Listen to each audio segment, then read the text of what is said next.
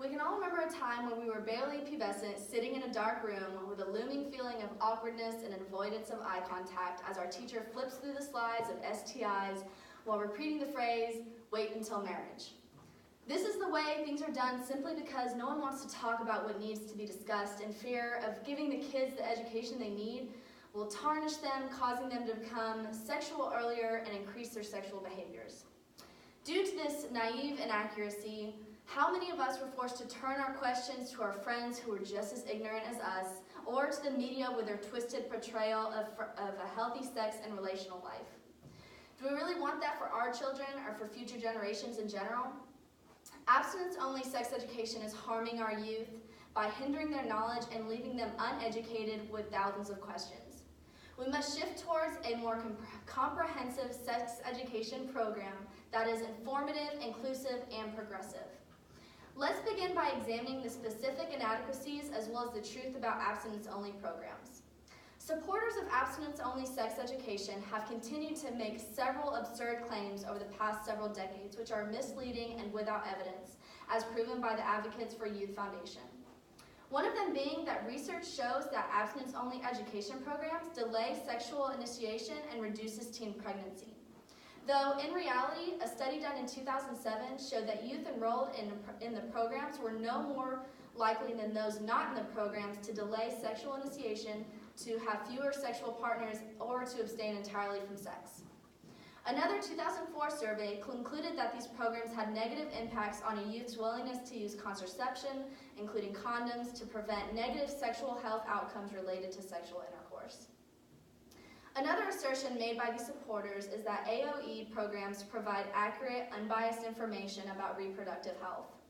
Though in truth, many of the curricula commonly used in AOE programs distort information about the effectiveness of contraceptives, misrepresent the risks of abortion, blur religion and science, treat gender stereotypes as scientific fact, and contain basic scientific errors according to the Government Reform Committee staff. The Government Reform Committee reviewed 13 of the most commonly used criteria, 11 of which, used in 25 states, contained unproven assertions, subjective conclusions, and outright falsehoods regarding reproductive health, gender traits, and when life begins. The third and most illogical statement made by AOE supporters is that AOE programs are truly aimed at educating and enlightening our youth. However, purposely failing to provide information or flat out refusing to educate students about a topic does not constitute education. And that's exactly what AOE programs do. They are forced to only discuss certain STIs and preach the message of abstinence. No other education is given on birth control, pregnancy, anatomy, or reproductive health. Now that we've taken a look at the hard truth about AOE programs, we must look towards a new way of educating our youth and what that might look like. Instead of narrowing sex education in hopes to delay sexual initiation and behaviors, we must broaden it and make it comprehensive so that our kids are well informed and knowledgeable as they grow and mature. As stated by the Sexuality, Information, and Education Council of the United States, comprehensive sexuality education includes scientifically accurate information about human development, anatomy, and reproductive health, as well as information about contraceptive, childbirth, and STIs, including HIV. It's also appropriate based on age, development, and culture, with instruction taking place sequentially through the K through 12 school years. Comprehensive sexuality education also goes beyond information, helping young people to explore and nurture positive values regarding their sexual and reproductive health. This education includes discussions about family life, different ways of communicating, establishing relationships, culture and gender roles, and also addresses human rights, gender equality, and threats such as discrimination and sexual abuse. Comprehensive sexuality education is what we might call the gold standard of education, ensuring that the young people have, at the very least, sexual health education so they can make informed decisions if they decide to engage in sexual activity.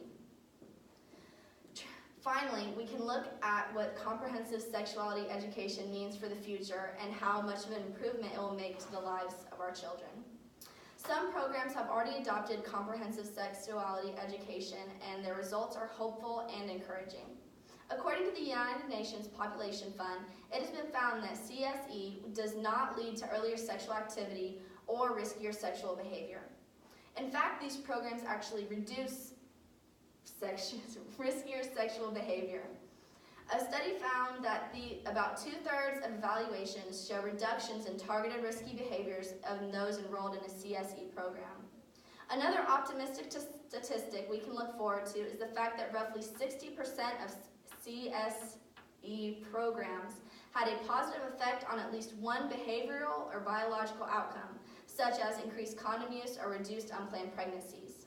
In addition, another study revealed that teens who received comprehensive sexuality education were 50% less likely to get pregnant than those who received abstinence-only education.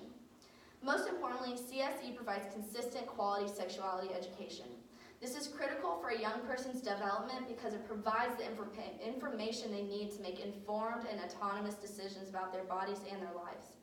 With our youth more informed about not only the biological side of sexual relationships, but also the relational, gender, cultural, and familial aspects, we can look forward to a more educated, understanding, and accepting generations to come. We have now looked at our less fortunate present, what could be, and the potential bright future of sex education. So let's take a quick review. Abstinence-only education programs have been shown to have a negative impact on our youth. Decreased use of condoms and contraception is a risk that our youth shouldn't have to face due to inadequate education. On the other hand, we have comprehensive sexuality education, which not only teaches the basics such as anatomy, contraception, and reproductive health, but also about culture, gender, communication, and relationships. This type of sex education program has several benefits such as reducing risky sexual behavior, increased use of contraception, decreased rates of pregnancy, and helps our youth to make well-informed decisions throughout their entire lives. Why would we continue teaching a program to children that is inadequate, inaccurate, and hurtful when there is an alternative that goes above and beyond the bare minimum and that will teach valuable life lessons? It's time to take a leap forward from the dark age of abstinence-only sex education to a well-rounded future of comprehensive sexuality education.